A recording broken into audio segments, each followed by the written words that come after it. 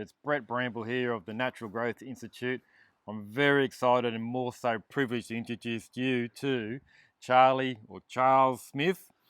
He lives down here in Tasmania in Stiglitz, next to St Helens. St Helens, all the way from Devonport originally.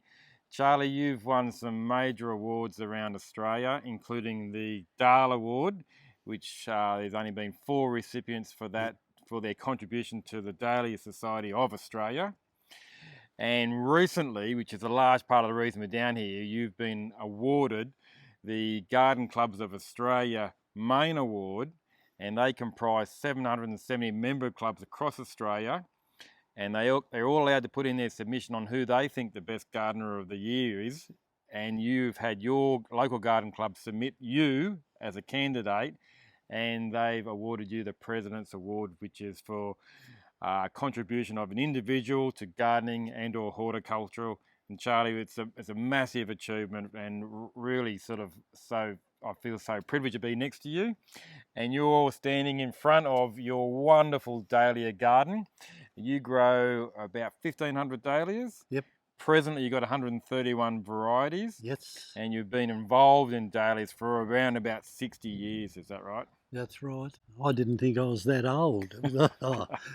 But growing dahlias or doing whatever sport you like doing, whatever hobby you got doing, it's no work, and it's a pleasure to see that other people can see what you've done and what you've put into enjoying your own sport.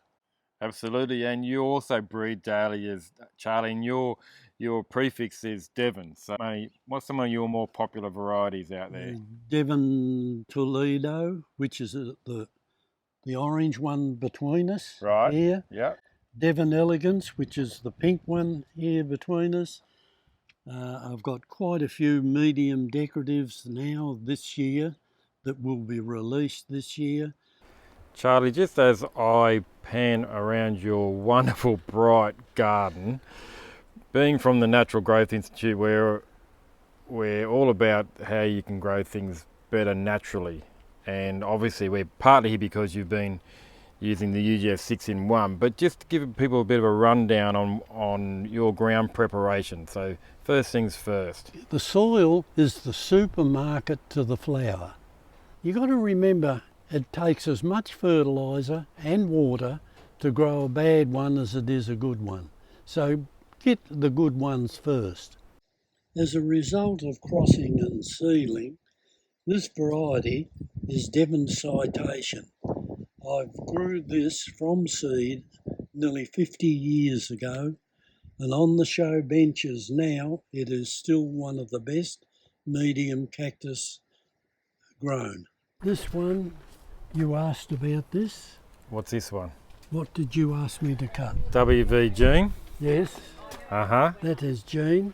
Well, that'll I've make let Warren it happy. go. It's only got 2 other flowers on the bush, and both of them have got pollen, and I want the pollen from this one. This flower is going to be a really good one in time to come. Right. It hasn't been released yet. I'm looking for a nice round flower that is even all round. It's got to have a good centre, and the flower itself, when the judge walks up to it, has got to look at the judge. So the flower's got to do its bit as well. That's from the back of it. It's a very neat little flower. And so the petals are wrapped around to the back. It's got some good depth there. Good depth, it's nice and round. And the centre's not only got to have a centre, but it can't be too sunken as far as the side view of it. It's got to be fairly close to the edge, is that right? Better have a look around your garden, Charlie. You can introduce some of your more favoured varieties, and also hopefully give us a few tips along the way on how to go about this magnificent, this higher level of growing finesse. UGF was the best I've had so far. That's basically all I use. It is absolutely fantastic to put on your foliage. If I can get UGF, I won't buy anything else.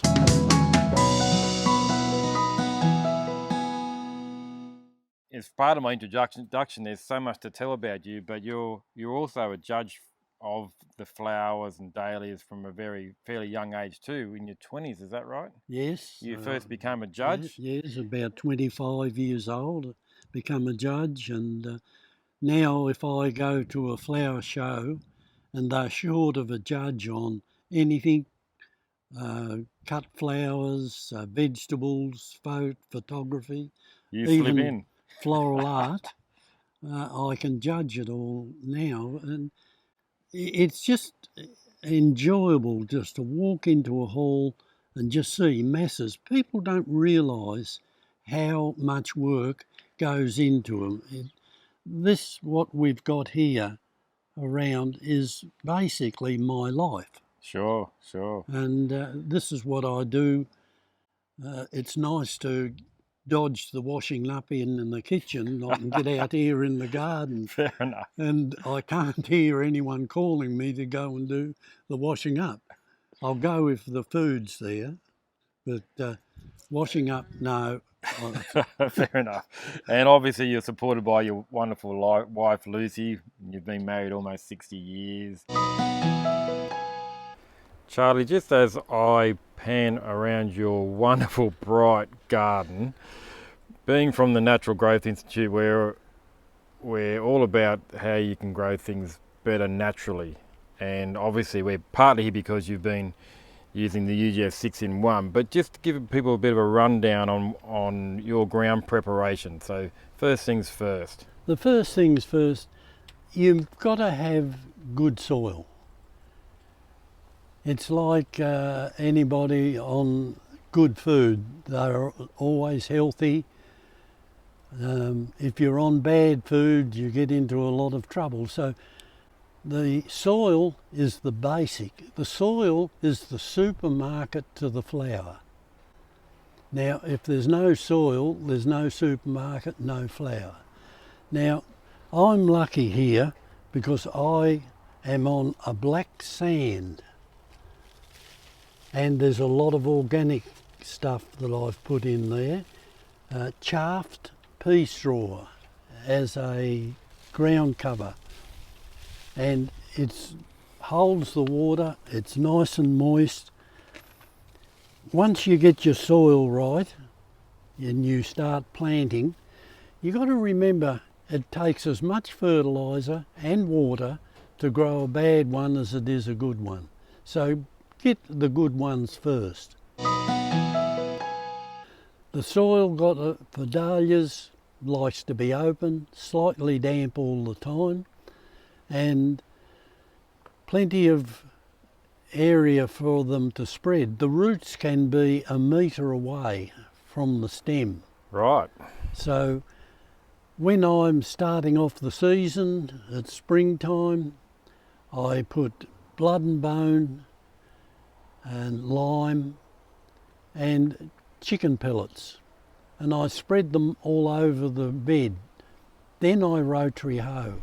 The reason for that is when you rotary hoe, you spread it more evenly. If you're just waiting till the plants start and you're throwing chicken pellets around, you'll get some patches where you've got chicken pellets, some there'll be none. So the easy way to do it, you don't have to do any hard work, just spread it around over the ground and then rotary hoe, or dig by hand if you've only got a small bed. I rotary hoe about a fortnight before I plant. Right. Now I start planting seedlings around at the end of August. Right. Now that is very early. Which is the end of winter for those in the northern hemisphere, right? Yes, yes. I'm lucky here in St Helens. I've got a beautiful spot. As you can see all over the top of me, I've got a white shade cloth, and I have no frost, and because of the shade cloth, I don't get any wind damage, which is a big thing, because if you are growing and the dahlias grow up to 2 metres high and you get wind coming in, you get a lot of damage. So just wherever you are, it's up to you to work out what problems you're going to have and what problems you can solve. Once you get your soil all prepared and nicely pliable, drive in your stake. Never drive your stake in after you plant your tubers, because you'll end up putting the stake down through a tuber. So stake first and then put 2 tubers, one each side of the stake, and that gives you that a lot more colour, more enjoyable. Now once the tubers, the growth has come up to about 3-4 sets of leaves, you take the growing point out of it. Now this is a perfect example. Take the growing point out like that. Now all these joints here, your laterals, will all come, and instead of having one flower at the top there, you're going to have 6 branches there with a flower on. So you've increased your flowering in that time. Now as they grow on and you want clearance here, these here are no good to you, especially if you're exhibiting. You rub them out like that and like that. So when you cut it down there, you've got no rubbish on the side of it, and that makes all the goodness go to that flower. And you can get some varieties that are natural giants will grow up to 30 to 35 centimetres across. Yes. So just in a nutshell, after you plant your tuber, some number of weeks later, they're say about a foot high, then you might start to take the centre out? Yeah, you take the centre out, and when they get about halfway up the stake, probably 1 metre up, tie them around with ties like that. Pull those old dead leaves from there. Even us experts have them. And just tie them like that, so if the wind does get anywhere near them, the stake's going to hold them and they're not going to blow over and you're going to lose them. And Charlie, you also take people overseas to Singapore on garden tools, basically, and so it's just another thing you do for the industry, right? Yes, it was just basically happened by mistake that I'd met the bosses of Gardens by the Bay at Singapore. Unbelievable place to go and see. I spent 3 weeks in America judging flower shows around Oregon, the Pacific Northwest. Right. And I got the reputation of the super judge. Super judge.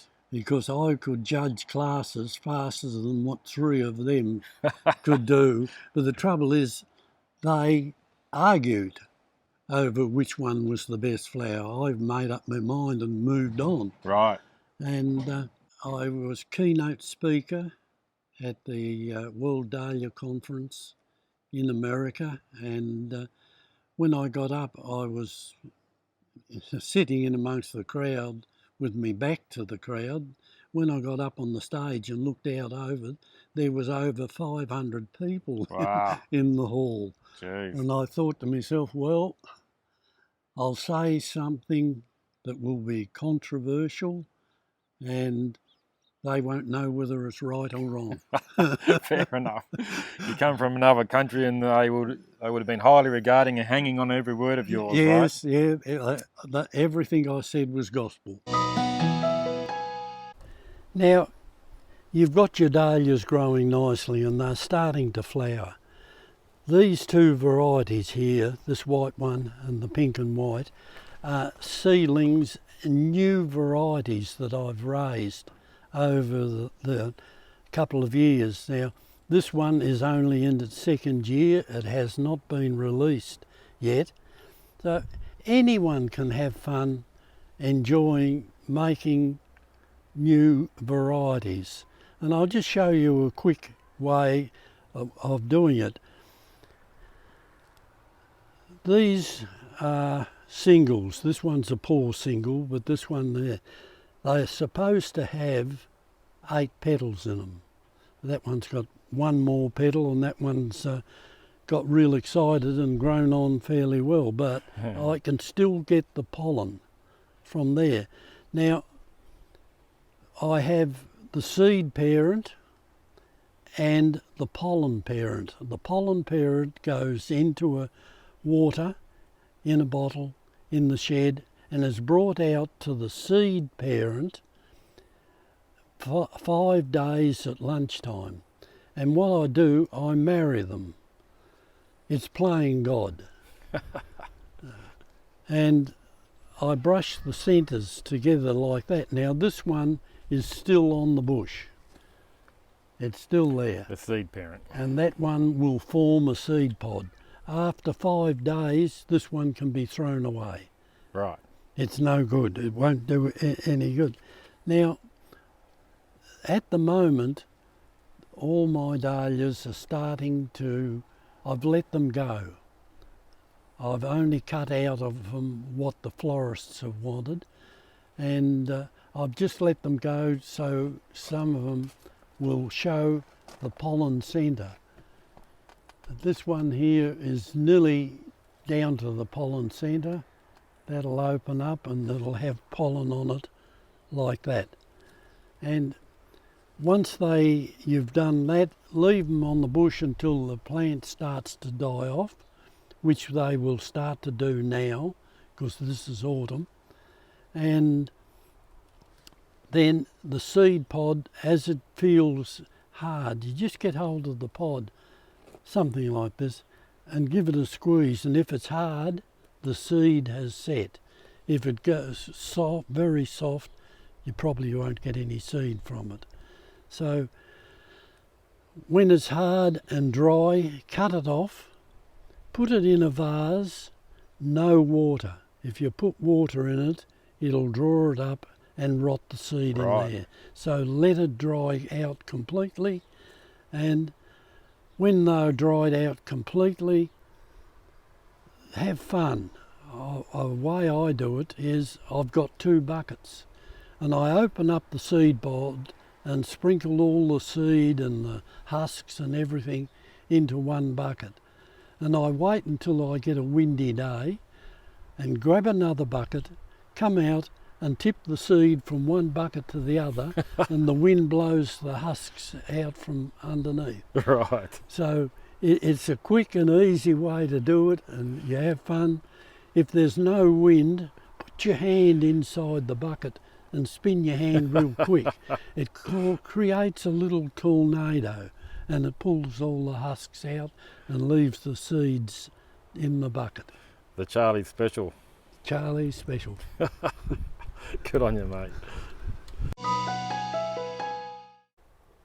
Now, when you're doing the seed crossing, the parent that's left on the bush, sometimes if you don't put a cover over it, the bees get to it and they cross it with something else. And if you don't want that, the best thing to do is to get a piece of stocking and put it over there, and that will stop the bees from cross-pollinating and doing different variety that you want. Now, I won't tell you how we get the stockings because we get into trouble on that one. It involves chasing, I heard. Yes, I'm slow, I can't catch. Fair enough. But no, about this time I have finished with the UGF. You're only going to waste fertiliser. Now, if you keep on putting the fertiliser on, you're forcing the plant to keep growing. So give them a spell. We like to go to bed. We like a spell at any time. So give your plants a spell as well. I won't do any fertilising. I'll only be doing cross-pollinating up until the beginning of May, when the dahlias have practically died off. Just a little bit of green in the stems, cut them off about 1/4 of a metre above the ground. Make sure you haven't got an open stem where when it rains the stem fills with water and it'll rot the crown of your tubers. Right, good tip. Thanks, Charlie. When you're cutting your dahlias down, go down the stem and cut it so you're cutting just above a lateral, one of the lower laterals. Right. And the reason for that, Charlie, is? It stops the water around of your bloom and rotting your tubers. Fair enough. Good tip. Thanks for that. As a result of crossing and seedling, this variety is Devon Citation. I've grew this from seed nearly 50 years ago, and on the show benches now it is still one of the best medium cactus grown. So that would have been the late 60s, early 70s, Charlie. Yes, back in that time I didn't realise just how good a flower I had, but it has just lasted anything else. It's just kept going. You've kept that tuber stock going for 55 years, so it is exactly the same strain, the same... Yes, it hasn't changed. Wow. A lot of varieties go for 3, 4, sometimes 5 years, and then they're gone. They're just no good after that. Yeah, that's extraordinary. It's a Do you know the lovely seed form. parent and do you know the parentage of it, Charlie, or is that before the stock days? I know the parent of it. After 50 years, I can tell you the seed parent. Tutu. Yeah, that was gone before you were born.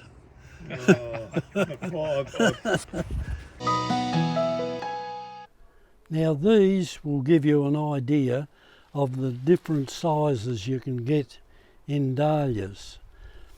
This one's still only just a medium size. You can get them to grow up to 40 centimetres across. That is massive. And while you're looking at some of these big ones, these are great to have in the garden too. These are the pom-poms. So you've got 2 sizes there coming up from your pom-pom to your cactus or decorative, and grow them all. If you've only got a few big ones in there, use it as a specimen. Instead of putting them in vases, put them in a single bottle and put them in the middle of the table. You'll get more oohs and ahs that way than you will a vase full all squeezed together. So enjoy them. Have a look at the flower. When you look at a flower, see it. This is what I always said. Some people walk into a garden and they can see all the flowers. George Harding was a specialist at that.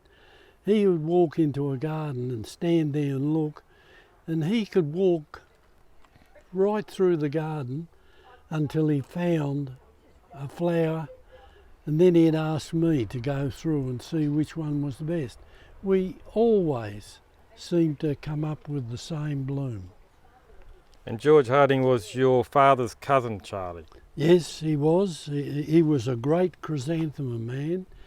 He used to send the chrysanthemums over to the mainland, and he won practically everything.